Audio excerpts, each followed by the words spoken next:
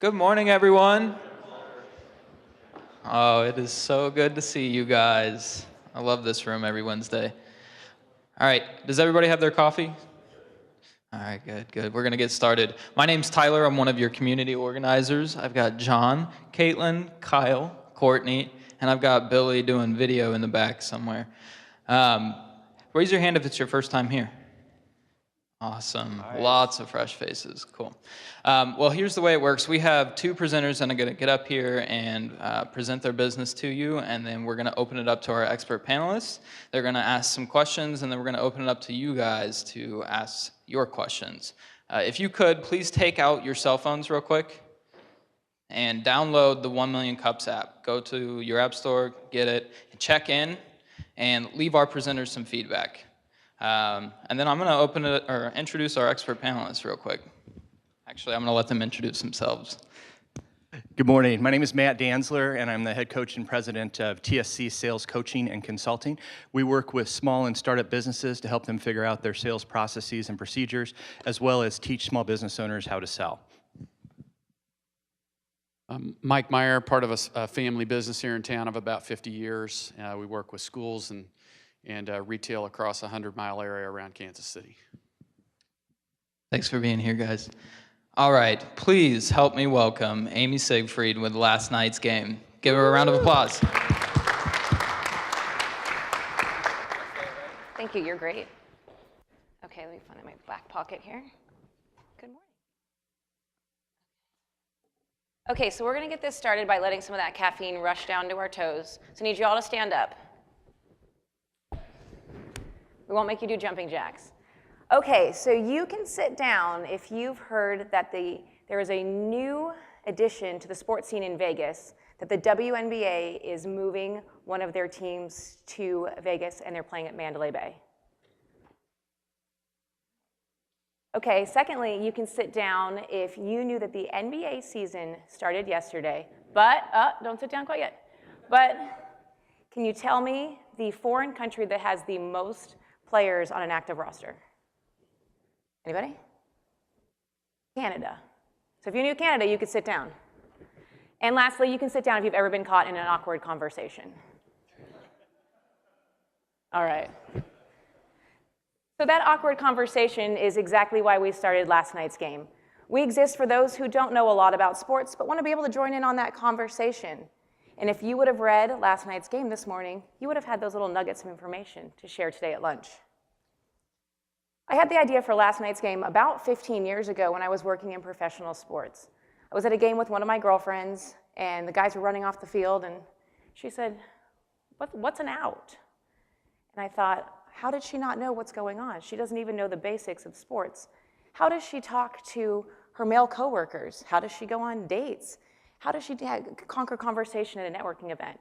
So I called my brother, who is the reason that I know so much about sports, with this idea of how do we keep people involved in joining the conversation, in jumping in on the sports conversation. And we never really had time to execute that idea because, as many of you know, life happens and entrepreneurship takes a back seat. So about a year and a half ago, we started last night's game. We are a tri-weekly publication that comes out that relays the trending topics in sports in a really easy to understand, simple conversational way. You wouldn't start a conversation with your colleague by talking about your coffee has 257 calories. So why would we expect you to start a conversation about sports, talking about statistics and passing yards and wins or losses? Our readers are men and women who want to join the conversation at a networking event, at a cocktail party, or even at home at their own dinner table. So like it or not, we are surrounded by sports. In 2016, more people filled out that March Madness bracket than voted for one single candidate in US election history. Now just think about that for a second. More people can agree on basketball than the president. So why aren't you capitalizing on that conversation? We've had some really great feedback from our readers since we started. And one of the biggest things is they're able to create a relationship with this conversation. So quick story about one of our subscribers. She worked in an office with a bunch of guys who talk more about sports than they do about work. Anybody work in one of those offices? No? Okay, maybe that's just me. So the guys were sitting around talking about sports, and she decided that she wanted to be able to join in too. So a friend told her about last night's game. She read religiously. And one day, when they're sitting around, she said, "Hey guys, did you see that blowout game last night?" And they all looked at her like she had 8 heads. She just shrugged it off like, "Hey, I've known all this sports stuff all along." One of the biggest things that you need to remember is you don't have to know about passing yards or wins or losses or know all the acronyms in order to join the sports conversation. So we reach out to our readers and our fans in a couple different ways. We publish 3 times a week, as I mentioned, Monday, Wednesdays, and Fridays. On Wednesdays, we do something called 5 Things to Know, and it's a deeper dive into a trending topic in sports. And so today we covered 5 things you didn't know about the NBA. We've done college mascots or diving into things like the World Series. While we were building our email list, we needed to make some money. We were giving away shirts that said, "I know who scored last night," as a giveaway for folks. And a couple people said, "Well, where do we buy these? I want to buy one for someone." And so my brother had the brilliant idea of, why aren't we selling these? So we've created an online store that carries high-quality T-shirts with tongue-in-cheek sports sayings on them, like "Winebacker," get it, linebacker? Okay. And "I know who scored last night." We're getting ready to launch a podcast in about 2 weeks.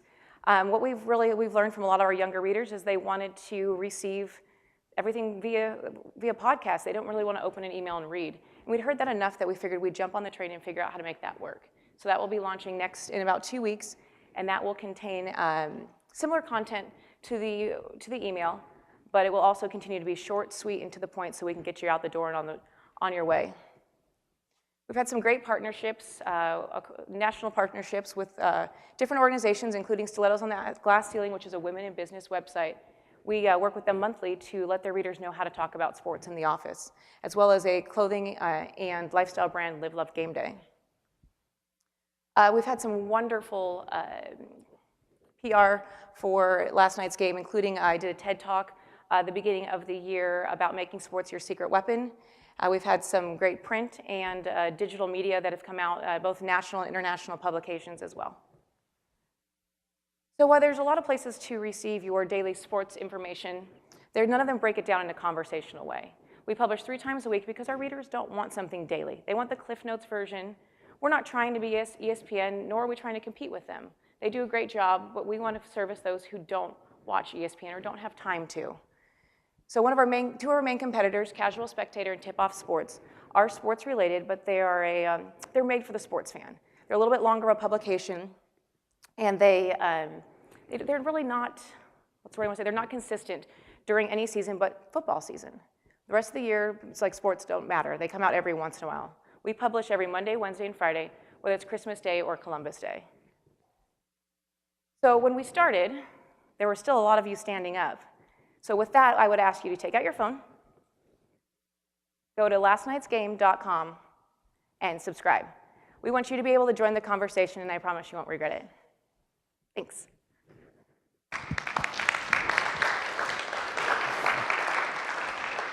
All right, experts, take it away. Time delay.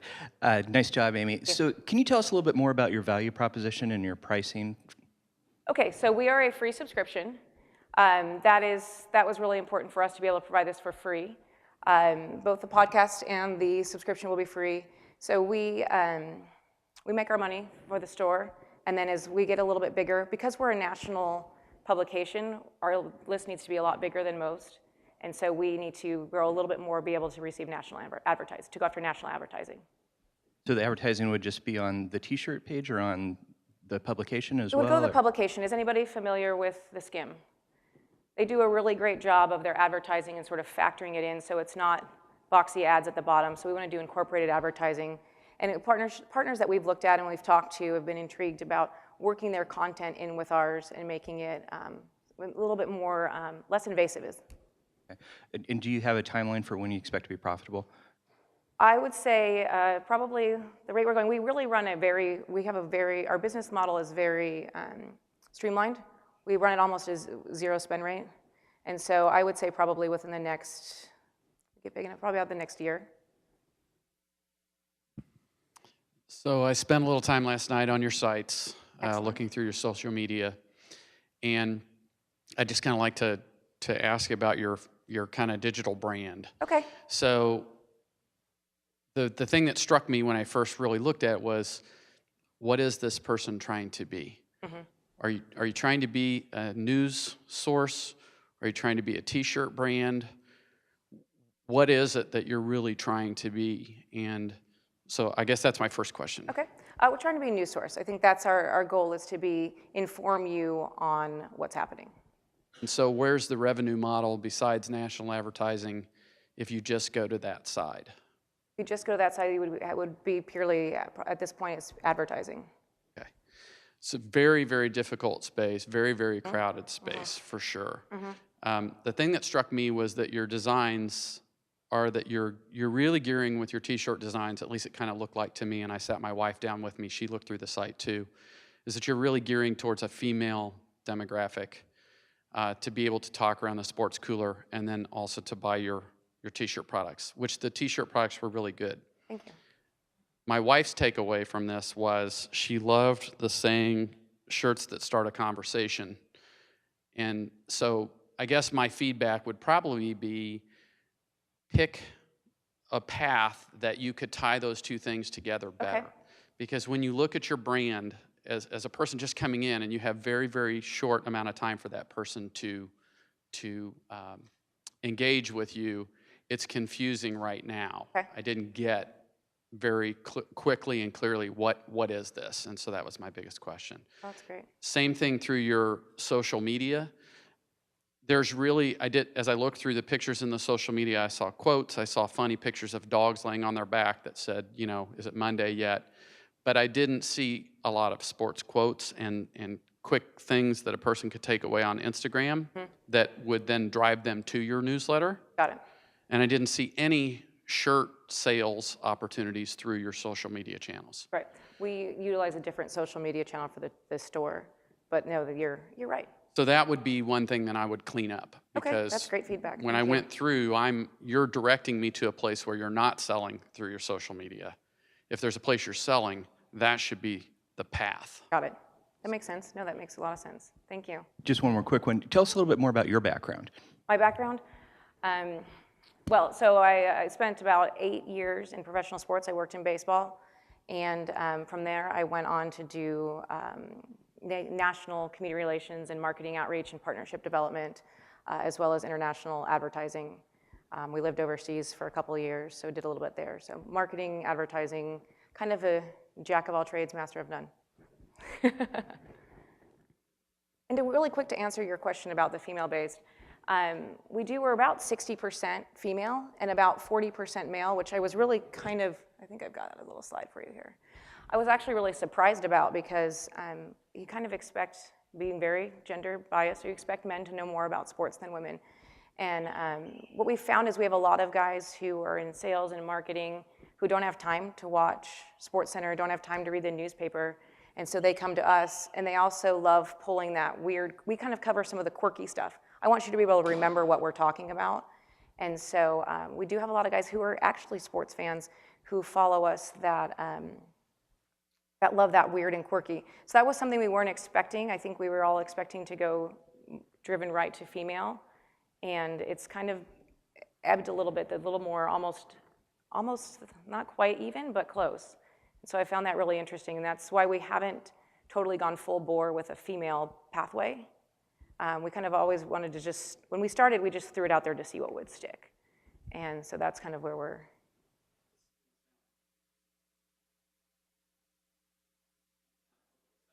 Before I say Yeah. what I'm going to say next.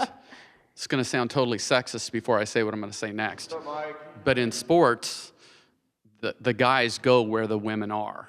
And so I don't think that's a problem for you to gear towards women, because I think you'll bring the men along with you. I've got, actually my wife worked for the Kansas City Royals for 5 years, and my daughter now works for the New York Mets. So there's a lot of women in baseball that will help you bring the guys along with you. So I think that's really a great strategy to keep going. I also see it as a great tie-in as the NFL today is always bringing in, I remember when they brought Jillian Barberary in to do the weather or something like that, and other people who bring kind of a fun twist to it. Right. you have a really great presentation style, and with a fun shirt on that says what your shirt says, that could be a great kind of fun tie-in on the media side. So that could be another revenue stream for you. Thank you. We are going to turn it over to questions from the audience, so please get your hands up. I will get us started. Who writes the newsletter, and what does that process look like? Okay, so Scott, my brother, is the sports nerd for us. He's our genius. He listens to sports like you and I would listen to the radio. So he compiles the information that goes into the newsletter. He sends it to me. I clean it up. I make it funny. That was one thing I didn't really mention. I really try to be entertaining because no one learns if it's boring. No one wants to read another CNN article. And so we really try to make it entertaining. And so that's how that works. And then we take care of that, and I clean it up in the morning, bright and early, and then get it out to you in your inbox by 8:30 Central Time. Question right here. You mentioned the Skim. I personally don't read the Skim, but I read the Hustle. But something both the Hustle and the Skim have in common is their ambassador program, which is what led to their success. Are you all implementing something like this right now, or have you thought about it? We do. We have an ambassador program. So we have about a handful of folks, I should say handful, it depends on how big your hands are, about 100 folks that we rely on for their feedback, also to obviously spread the word about us, but they also do things like vote on the podcast logo and things like that we want to tie them in and engage them. And we've actually started a list at a recommendation from someone I met at I think the Fort Worth 1 Million Cups, is to start a list of business tie-ins. And these are folks that we keep abreast with what's going on. About once a quarter, we send them an email that just says, hey, here's what we're doing, here's the great ways we've grown, different things like that. So we've tied in that business side as well. Thank you. Two-part question. How much money has it cost you to get this as far as it has come? And then what are your goals for the next year? Okay, so I would say we run a pretty lean shop. I haven't done the math in a while, but I would say it's probably taken us, I would say about $7,500, $10,000 by the time we did our trademark and all of those things that have come through. It's been, like I said, been pretty lean over the past 2 years. And then your second question was our goals for the next year. So our goals for the next year, I would love to conquer the podcast. I think that's something that is new, and is always scary when something is new, to really refine the process.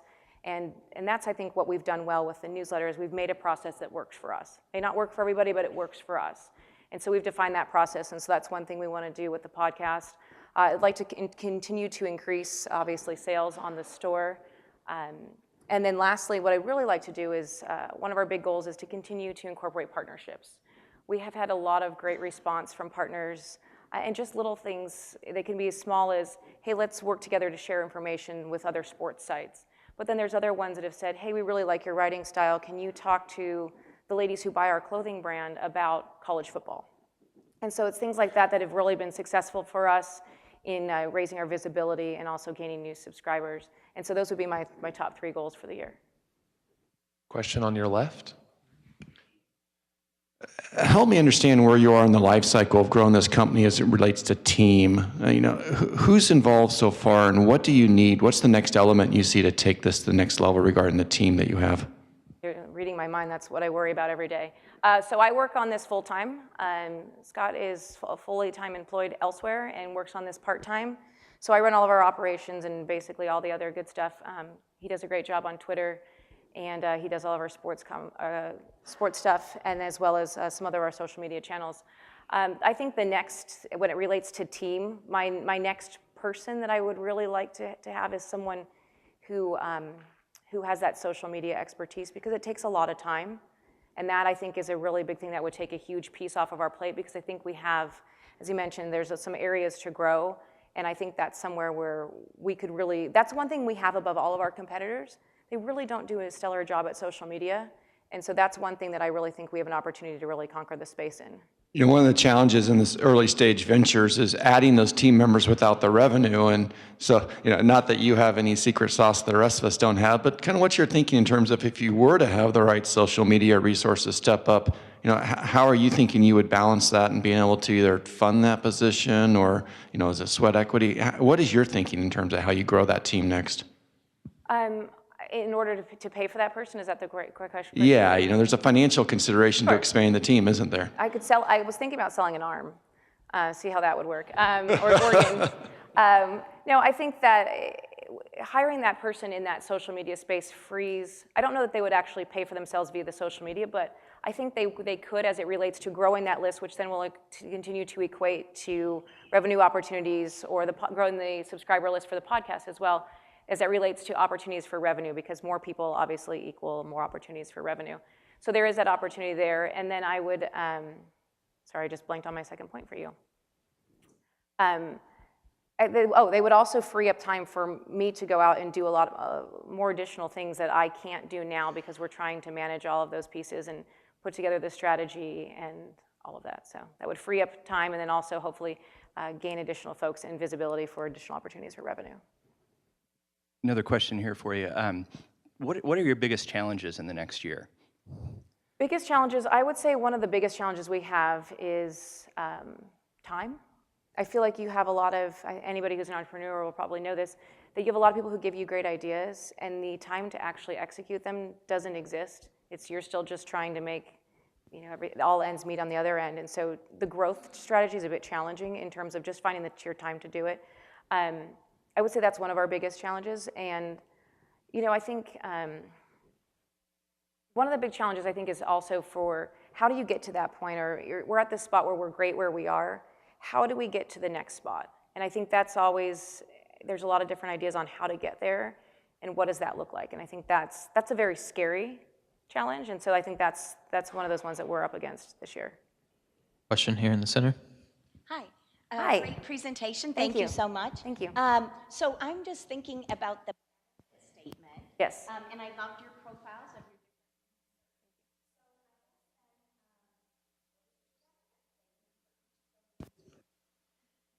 That's a great question. I would say for those, let's go back to those people, those beautiful faces.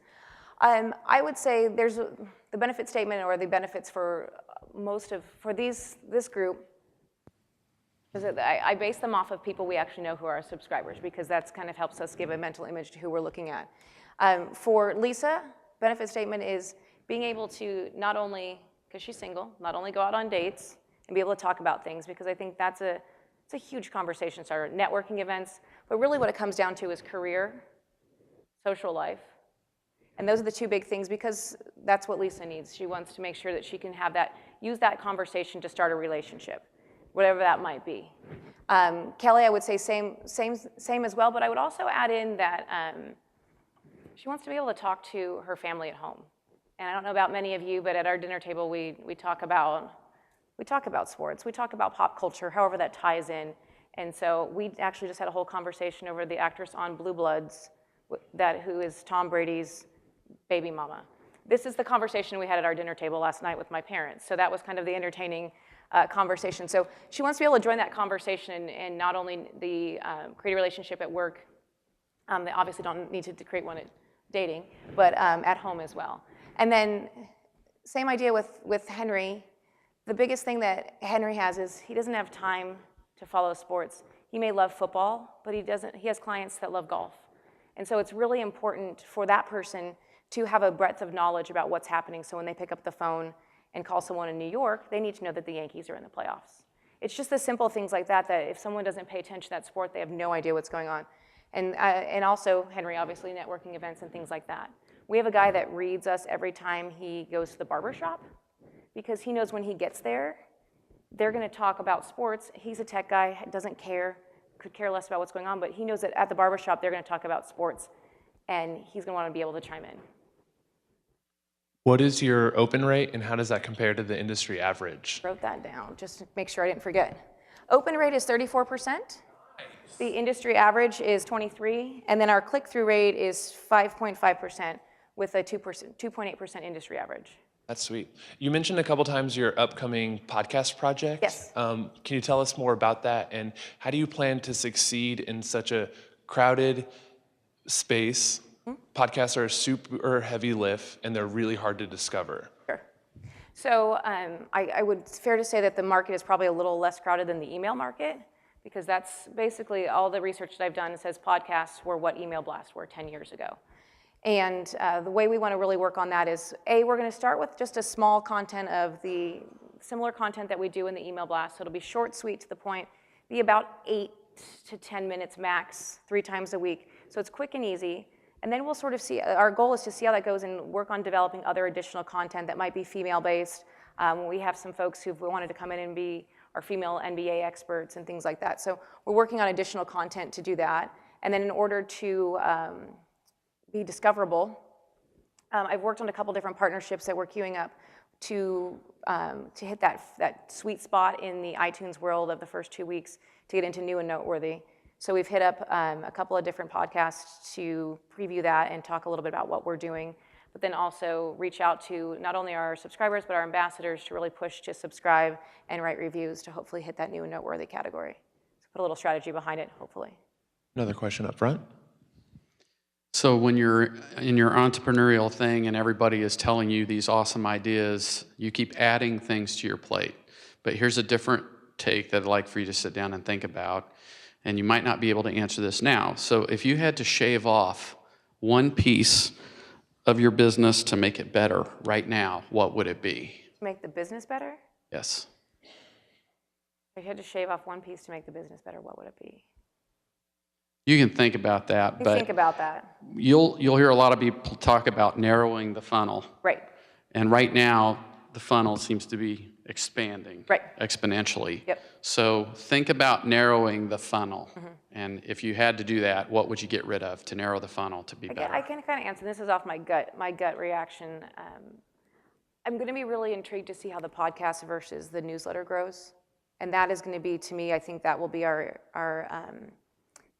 that will drive how we work. We may have to pivot away from print or digital print and go to audio. So that'll be really interesting. I threw out the podcast idea because I really wanted to see if it worked. I felt like we would do ourselves a disservice if we didn't try it. And so I'm intrigued to see how that works because I don't know that they'll work in conjunction forever, that one may take over the other. And so I'm not ready to shave it off right this second, but I'm intrigued to see how that works and if that narrows back the scope or not. And if we shift how we handle some of that other stuff. Question on it, right? Yes, sir. So I'm going to follow up a really good question, and I'm going to now talk about adding something. But I'm definitely the guy who's on the far right. So if you want to talk politics or markets, I can talk all day. I can't really talk about sports, Right. and everybody thinks that I should because I'm a guy. But a couple of the things that I think about is like if I really wanted to catch up on sports, I can get on Yahoo Sports or I can get on Bleacher Report or something. I love catching SportsCenter Top 10 because I can see a couple good plays. Yep. So an idea that I have is like if you could cut something down into like 3 or 5 minutes where I could catch just the highlights of the highlights, then I would tune in. And I wonder what sort of licensing or what sort of content privileges you would need to have in order to be able to post either like a very, very brief video or screenshot, and then I can like scroll down to the Instagram caption and be like, so-and-so made this great play in the 7th inning for the win or whatever, and I can at least have that brief highlight of, oh yeah, I did see that. That's a great idea. That's a really good idea. Now let me ask you a question then. If you were to catch it on Instagram and you knew it was always going to be on Instagram, what would drive you back to the site? Or would there be anything there to drive you back to the site? I would just say consistent posting. Like if there's a content flow, and I could literally tune in for a very small time frame, because again, I don't follow sports because I don't really have time for Right. it.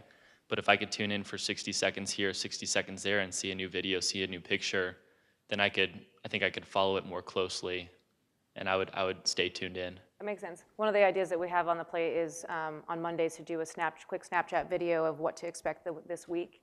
And so sort of going along, not quite what happened today or what's happening immediate, but what to expect this week. And so that's a great idea. Thank you so much for your presentation. Our final buddy. question, what can we as a community do to help you? Okay, I was prepared for this. Let's see here, where we go. So really simple, nothing that we haven't already talked about. Would love for you to subscribe to the newsletter. And would love your feedback. If you hit reply, it goes right to me. So I would love your feedback. And I think that's really important for us to receive good and bad feedback. And I should say good and what's the word? Constructive feedback. And so I think that's really important for us. We take it well, and we definitely take it to heart and make things happen. Podcast, when that comes out, I would love for you all to follow us on social media, which is the next one, where we will promote that podcast is coming out. Would love, as well, your feedback on that. We've done some work with, obviously, as we mentioned, some partnerships where we've been a guest writer. We worked with different teams and different organizations on that. We've done some work with sales teams and other groups that really help talk about, this is really easy, you can do it, I promise it's not so scary. So we'd love to, if you have any connections for groups that would like to work together for guest writing or guest posting, as well as if we could come and chat with anyone in an organization and create, to speak to a group. I've talked to a couple of women's groups about that, about making sports your secret weapon. And one of the conference I was at not that long ago, a women's conference, talked about how sports is a great way to level the playing field in the office. And that's one of those things that we'd like to do. So those would be my, if you have them, I would love to chat with you. And our email is this email, the team at lastnightsgame.com, or you can see me afterwards. I would love to chat, and I really appreciate your feedback, and thank you all. Thank you. All right, let's do Mug Club. Can you please raise your hand if you have been to 1 Million Cups Kansas City 10 or more times? Can you please put your hand down if you already have a mug? All right. Courtney's going to come right up here. I think we have a winner. That's right. Hello. I've been waiting for my mug. So please tell us a little bit about you and why you come to 1 Million Cups. I will. My day job is I own a software development business, like several other people in the room, and we're all got to bundle together and work on the market together because there's a lot of companies that need software development. However, I made a connection here a few months ago when David Herford made his presentation about readingscreening.org. I have now joined forces with him. We've partnered together, and we're going to build dyslexia101.org. So exciting Million Cup success story. Awesome. Thank you so much. Thank you. A couple quick announcements for you. So going on right now down at PlexPod Westport Commons is the Smart City Summit. So leaders from all over the nation who have smart city initiatives in their areas are in town, and they're discussing smart technology and public safety. If that's something you're interested in learning more about, they have a super special offer, so Kansas City entrepreneurs can get in on a lot of the big talks for just $5. So I'm about to tweet out that link, so follow us on Twitter at 1 Million Cups KC to find that link and go check out those awesome talks. Courtney also has a quick announcement. Okay, so 1 Million Cups is helping the Kauffman Scholars. They are going to host a program during Global Entrepreneurship Week on November 15th for young entrepreneurs. So the title of the program is the Urban Plug for Multicultural Startups and Young Entrepreneurs. So we are looking for young people to present. So if you know of anybody that's within the range of 18 to 30 that has a startup kind of within the same parameters as 1 Million Cups, less than 5 years old, doing something unique and different, please send them to me. I can give them some information, and we would love to have them showcased at that event. Thank you. For all of our young folks here today, my friend Kusal has a quick, cool opportunity. Thanks, Kyle. Pressed for time, so I'll keep it short. Courtney said for those who are 18 to 30, there's an opportunity. I'm talking about folks who are 14 to 18. If you're in high school or a sophomore, junior, senior, and are interested in entrepreneurship, apply to the Young Entrepreneurship Program, Kansas City. I'm an intern at Bloom, a KC startup that won the 1 Million Cups 1 Million grant, and I got to do this because of Yep KC. We give you a $4,000 paid internship and a $5,000 college scholarship. Follow up with me afterwards. I've given this pitch to 4 schools in the past. Only 1 has followed up. Set yourself apart and talk to me afterwards. Thank you. Thank you, sir. Let's have a very warm welcome for our next presenter, Brett Epp with Hickory Union Moto.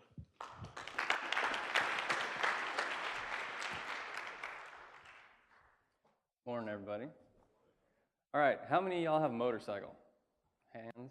Not many. How many of you would want a motorcycle if the culture wasn't intimidating or you knew how to work on it yourself?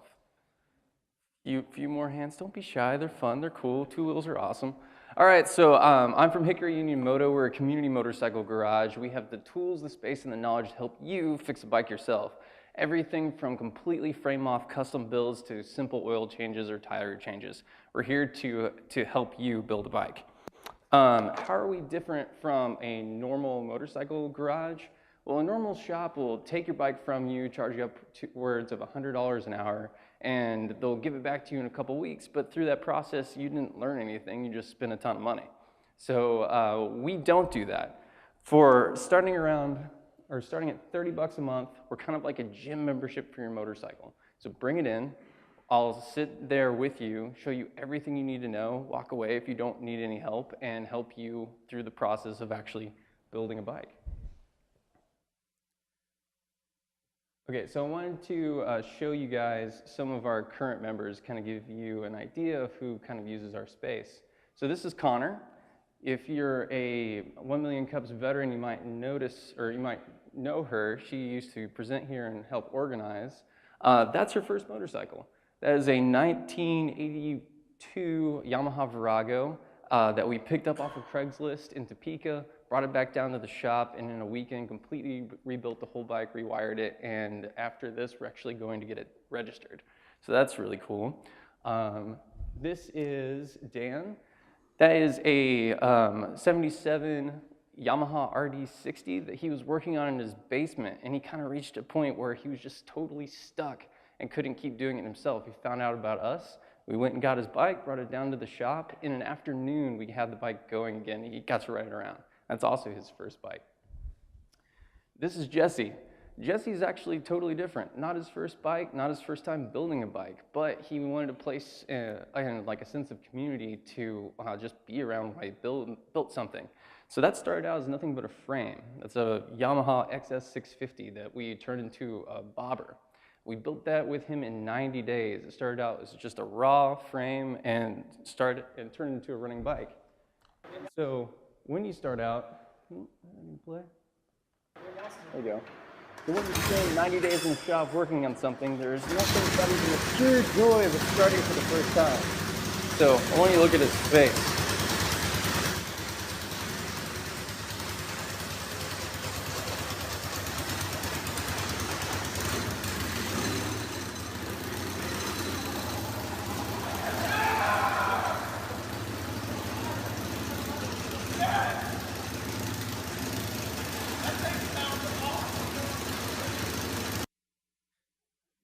Yeah, so that's why I do stuff like this. It's that face right there. It's seeing the pride and the joy in someone's eyes when they get to kick something over for the first time here at Roar to Life. So why am I presenting here? What's the problem I'm trying to solve? Well, I am really good at fixing bikes, but I am a terrible businessman. I give everything away for free, I work way too hard, and I don't make enough money. And I'd like this shop to be super successful. So right now we're pretty firm in the black, but our current business model isn't really going to help us go much further into the green anytime soon. So I'm here looking for tips and suggestions that you guys might have. Okay, so other additional revenue streams that we've explored is using the shop as a revenue or as a venue. We also host big rides and events. This was earlier in this month. That's the Distinguished Gentleman's Ride, which is an excuse to make your bike super clean and wear a fancy suit and ride around the city. This is our normal kind of First Friday style parties, where every First Friday we host kind of like the after party. Once the Crossroads closes down, come on down to the West Bottoms and we'll party till the kegs go dry. So we have bands and we kind of use the space as a venue for that. We've also hosted music events like So Far Sounds and just random concerts where people use our space to throw themselves a party. And then there's the weird ones, which are things like this. This was this past weekend. This is a moped rally. So have you ever seen 200 tiny 50cc two-strokes moving in one place at one time? You should. It's awesome.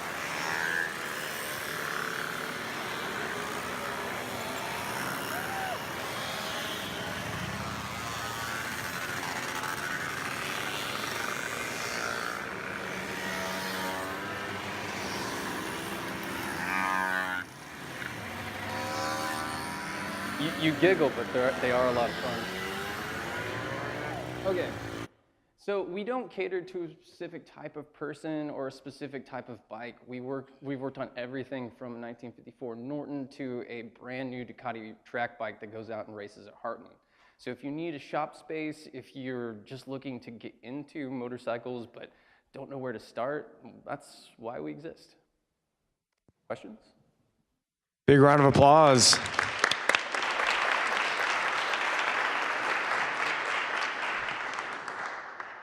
All right, nice job at presenting. I'm right here. I love this model. It makes a lot of sense. Can you tell us, I've looked at your website and it seems pretty clear, but for everyone else, can you tell us a little bit more about what you get for this membership, how much knowledge you have to have about motorcycles, and about the tool situation? Okay, so it starts at $30 a month, and that's right in, right out. So come in off the street, come and use our tools, our space, our expert community, and fix your bike. And that's usually used for kind of small things like oil changes, tire changes, general maintenance, tuning, syncing your carbs, things like that. It goes all the way up to $130 a month, and that would be the Jesse example. You're gonna have a bike up on a lift and probably a parts bike along with it, stored at our facility for the duration of your build, so that's $130 a month. Usually what we see happen is someone will bring a bike in like that, that's completely in need of a total rebuild. They'll do a $130 membership, and then as they kind of progress and they get it running, then they'll make their membership go down to a $30 a month level. And so, for example, someone brings in a frame, is there any additional hourly charges for any of that, or it's just that $130 a month? Okay. Nope, it's just like a gym membership for your bike. I'll give you your first piece of advice. You should probably raise your prices. Considering if it's $100 plus an hour to have your bike worked on, and someone's coming in, with just a frame to build something, $130 a month sounds like an amazing deal. Exactly. And I'm wondering, that's great to be below what the competition is, but I'm wondering if it's a little bit too low. Mm-hmm. Well, so it's not if you understand the culture behind it all. Also, our business model isn't solely unique. There are several community motorcycle garages kind of just speckled around the country, probably about less than 10 in total. And our business model is kind of based closely to what theirs are. That being said, a lot of them are failing, and we're kind of one of the more successful ones. So, but raising the prices, if you have like a really expensive bike, you're not going to come to us, especially if it's new or if it's under warranty. You're going to go to Ingalls, or you're going to go to one of the other like motorcycle shops in town. Our clientele that we normally see down at Hickory are people who are just kind of getting into it. Someone who is unsure about what kind of bike they want, unsure about how to get something running, and so they're already at I don't really want to invest money into this kind of hobby. And so what we see is as we get them more and more interested, they start buying more and more stuff from us. So the price point for membership is low, but it's fitting for the clientele we're going for. Can people order parts through you? We do have, we don't have any parts on hand. We do have discounts through distributors and parts suppliers. It's really hard, especially when you're not saying that you're a BMW dealership or I'm a Ducati dealer, to have parts on hand for absolutely everyone. The inventory would be outrageous, and having all that is pretty expensive. But we do have things like spark plugs, oil, just general stuff. And how many members do you currently have? Signed up in total, we have 131 active. So there's difference between how many that have come in and how many keep their membership active. Active, we're around 55. So I spent some time just on the site too. A couple of positives. I thought your imagery was fantastic. I thought as soon as I signed on to this, I could figure out in 10 seconds and one click what it was that you do. So I think you're on the right path. You've got a really good thing there. I would wonder about your customer churn. What happens when a person finishes the build and the $130 goes away? Are they staying on, and what strategy are you using to make them stay on? And then my second question was, who did your digital brand for you? Did you do that yourself, or did you hire somebody outside to do it? I did all the digital branding aside from the logo, which was done for me by a friend of ours. But in terms of the churn, so what we've seen is that when people sign up to become a member, especially at the higher membership price, they stick around. Even after their project's done, they make their membership go down to kind of a lower level, and they keep coming back. because it is not just a shop where you come and it's stale and you give them the motorcycle and you take it back and they never come back until it's broken again. It is a community garage. So we actually, I don't think I have a photo of it, we have a lounge, which is it's actually pretty big and has a full bar in it, video games, pool table, because we realized that half the time when people come down, they're not turning wrenches. They're just there to hang out and watch people turn wrenches and bug me why I turn wrenches. But yeah, so they stick around just to have kind of more of a clubhouse feel. So this is an idea that kind of came as I started to look through. So your $130 members are that's where your profit is. And so I think you should offer a higher level even than that. I'm with him, you gotta raise your prices. I think, are you marking up the products that you resell too? Okay, so you got another revenue stream there. That's really good. I think if you're trying to invite it and make it into a club feel, the one piece of a visual that I didn't see through Instagram or through the site would be, I saw pictures of people who were on bikes and they looked really cool. And I got to tell you, I thought it was really cool. I was like, that's a place I want to go. But if you're looking for the white collar guy who's just wanting to come down and hang out and work on a cool bike and he's got the money to do what you want to do, maybe a split screen visual of that guy. So what does that guy look like when he's at work? And what does he look like when he's here with us, hanging out and being cool? And that's going to attract other people that are afraid to go to a garage like because they're a guy working out in Johnson County selling stocks, but they've got the money to do what you want to do, and they're probably looking for a place to hang out. So just an idea. All right, with that, we're going to open it up to audience questions. Please raise your hand if you have a question. Do you have one, Kyle? We can start over here. Very cool place, man. I've been watching you guys for a while. Love your location. Wish you were a little tied closer to West Bottoms. Well, I'm sure you guys feel it too. Yeah. Kind of a thought, a piggyback on what he said. I suspect that guys like me or a million other guys that are out there cruising Bike XF and things like that every day, they're not sure how to get to that next level build. And that's the guy that you showed. You know, how do you build the bike that I see? You know, I can do all my own work mainly aside from a machine shop or a welder. How are you going to reach those guys, I guess? I found it, but I think there's a lot of guys that haven't yet. Would love to know about you. Are you talking about just advertising? How do we attract people? I don't know if it's advertising, if it's social, if it's event-based, maybe more of an outreach on a, hey, let's do a hammer space type thing where you've got classes that teach guys how to do it.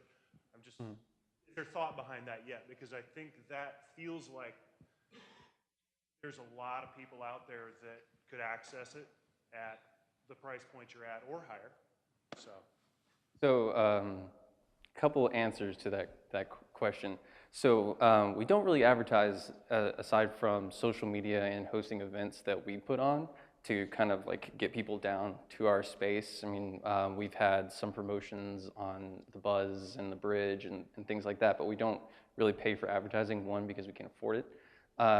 Two, because again, I'm a terrible businessman. I'm a very good mechanic. So in terms of reaching the people who are probably in the suburbs, not necessarily in the West Bottoms, driving by and seeing our giant logo on a garage door and then stopping in, that is something I could definitely use some help with if people want to come talk to me after the presentation's over.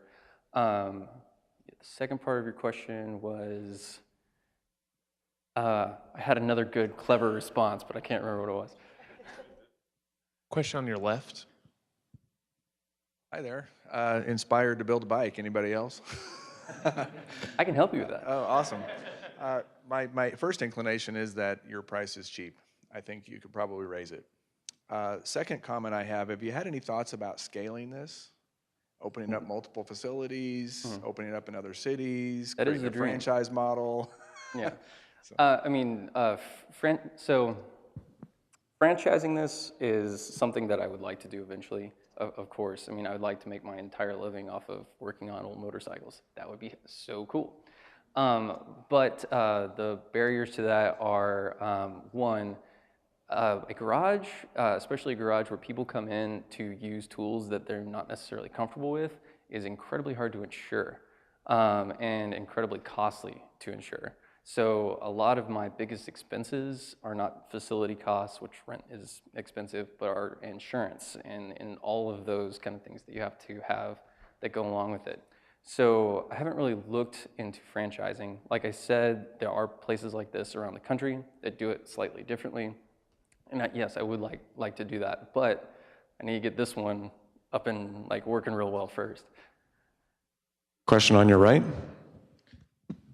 Do you have a written business plan and a written budget? Correct, yes. There you go. That'll take you where you need to go because you know where you're at. Well, so like I said, the business plan that we currently have is going to hit a wall in terms of scalability. So if you look at the space we have, even though it's much larger, we moved into a new space. It's an old fire station from 1950. It's super cool. But unlike digital products, cars, motorcycles, those things take up physical space. So if you look at how many active members we could actually have and look at kind of the percentage of people who store bikes in our space, at some point, we're going to run out of room before we really reach that, like, this is super successful and profitable. So I have to figure out if it's raising prices, if it's finding other revenue streams. There needs to be another aspect of this.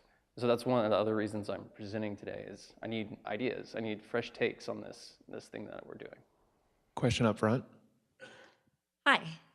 So two things for you. I'm in agreement with everyone that you probably should raise your prices. A co-working space that's not storage, that's just a drop-in co-working space runs you anywhere from $150 a month. So I mean, you look at something that you're going in just to sit at a desk and use their internet for $150 a month. Mm-hmm. And I did notice that you charge, and I just lost the page on your website, but you charge $60 a month, I think, for storage. I mean, you think about you're building that into that $130 price point for that person. You definitely, I think there's some room to grow on that. Have you thought about revenue streams in terms of classes and different things that would bring in, you could advertise and push out to guys who are talking about sort of the suit and tie guys that maybe have motorcycles and want to do something on the side? Have you thought about doing classes or other things that you can charge for with a revenue stream? Would it give you a revenue stream, but then would also bring these people into your space and see how cool it is? Mm-hmm. Yeah, we have done things like that in the past. That was the other part of your question that I totally forgot to answer. In terms of classes, workshops, how do you use this? How do we rebuild that? Those aren't kind of a regularly scheduled event at the moment, something we could totally do. What we've done in the past is we have, like, so say someone's coming down and they're totally rebuilding a bike. Engine's stuck, it's really messed up, it's gonna need a ton of work. They don't know how to do it, and it's gonna be a pretty involved process for me to put all my time towards it. So what we'll do is we'll just teach a workshop. Here's this motor, he needs it fixed. Yeah, it's a CB750 single overhead cam. Let's pull it, and then we'll teach a class on how to rebuild this. So over the course of like 3 or 4 weeks, the engine gets completely rebuilt. The guy whose bike it was has a brand new motor, and then everyone else got the experience as well. Question in the back. All right, so my thunder was stolen a little bit by that last question. I was going to ask about classes too, but I really love the concept you have, the community idea. I love the gym metaphor too. I think that's really good. And one thing gyms do is they have personal trainers. So I do think maybe you could leverage yourself, especially and your expertise to teach those kinds of classes and even charge for them. That could also maybe help you bring in some people that are a little afraid to get into the garage or maybe afraid to be members. Maybe that's something that might interest them. You could possibly hit a different target demo. So thanks for your time. Really cool thing. Thanks, man. Question up front. So as someone who's about to be able to drive, do you plan or how do you cater to people who are just starting out, like a young person who just bought a motorcycle and wants to build it? Or Okay, well, first off, you're awesome. One of the reasons that I do this is because I totally understand that motorcycles are really intimidating, and the people that participate in the culture are also intimidating. Usually they have sleeves of tattoos, smell kind of strange, and have long greasy hair. At least that's the stereotype. But I want people like you and people who don't necessarily usually gravitate towards that culture to be really interested in it. It's my passion, and I want to share that. So in terms of like getting your first bike, getting your license, doing all that, that's just another realm of like things that you might not know how to do. Like, do you live in Kansas or Missouri? Like, how do you get your license and get all your safety stuff? How do you get registration? Like, if you came down, I'd help you with all that. One of our members is actually the MSR instructor, which is the motorcycle safety course in both Kansas and Missouri. And he takes people out all the time and gives them personal lessons on how to ride. So if you're interested in that kind of stuff, I mean, judging by like how tall you are, like your riding style, I could suggest a perfect bike for you to start out on, and then help you find it, help you build it, help you make it your own, and then make sure you're comfortable.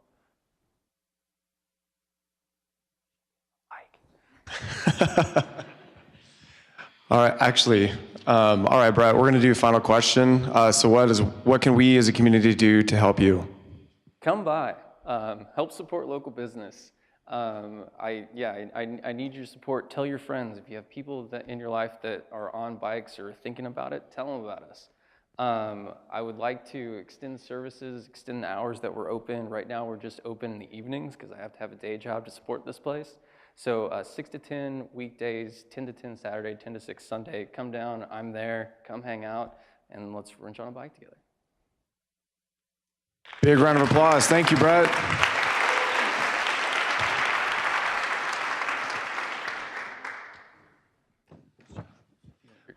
All right, before you leave, we have a quick announcement. I'm going to bring up Courtney with Global Ties KC.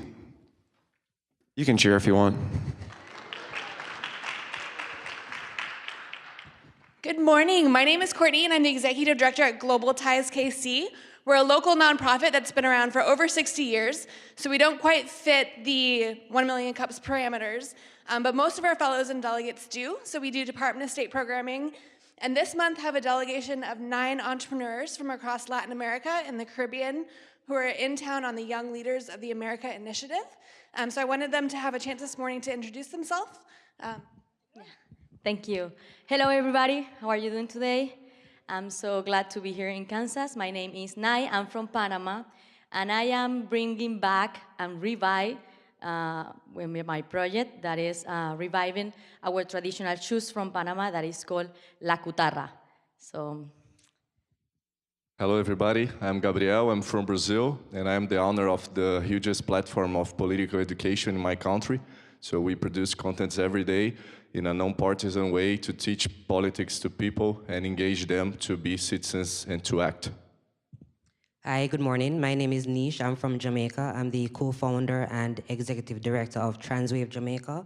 We promote health, wellness, fitness, and advocacy through empowerment of transgender Jamaicans. And my project here is with Transactive. I'm trying to expand it into a social enterprise. Hi, I'm Mayra from Peru. I have a social enterprise. It's called Kira. We have a crowdfunding platform. We crowdfund these baby boxes, cardboard baby boxes, to reduce infant mortality. Hi, everybody. It's great to be here. My name is Michelle Samuel, and I'm from the Caribbean island of St. Lucia. Has anybody been to the Caribbean? Nice. Okay, well, my company is called Slaterra, and we're in workforce development, and it was actually initiated to address the high unemployment rate in my country. Hi, everybody. Morning. My name is Elijah. I'm also from the Caribbean, from the beautiful island of Antigua and Barbuda. My company is called The Local App, and we are working on building destination guides and marketplaces so that people all around the world can know about great cities like Kansas City and be able to find local businesses. Hello, everybody. My name is Francisco. I'm from Uruguay, and I have an ag tech company that basically we gather data from the machinery and we send it to the cloud.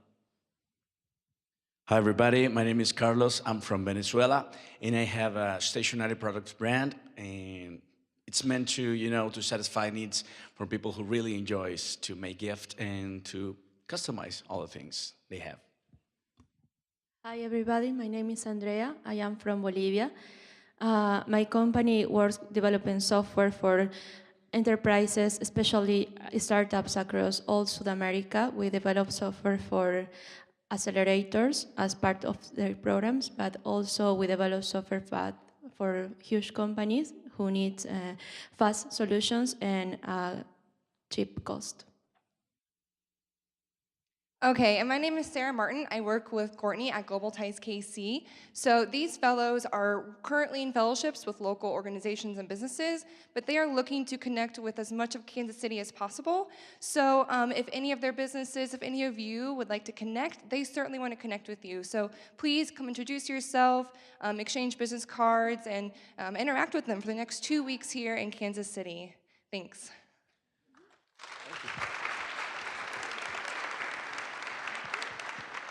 All right, that's it for today. Our next week's presenters are Woolly Pocket and MPIR.